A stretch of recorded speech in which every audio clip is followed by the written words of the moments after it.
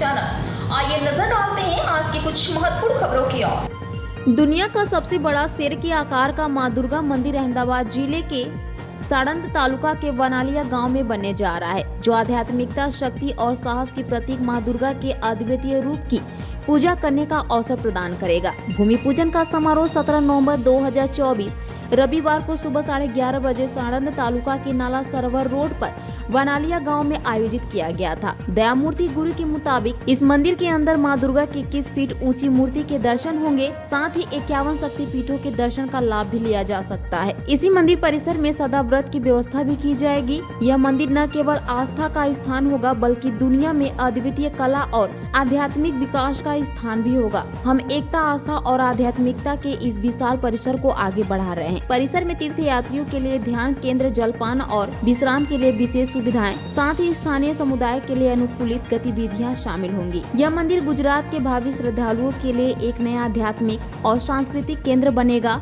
जो यहाँ की विरासत और संस्कृति के महत्व को दर्शाएगा। पेश है अहमदाबाद से नीता लिंबाचिया की खास रिपोर्ट। આ બ્રહ્માંડનો સૌપ્રથમ અને સૌથી મોટો સિંહ આકારનું મંદિર બનશે, જેની અંદર માં દુર્ગાની મૂર્તિ 21 ફૂટની રહેશે। માં દુર્ગાના દર્શનની સાથે સાથે આપણે અહીંયા 51 શક્તિપીઠોના બી લાભ લઈ શકીશું।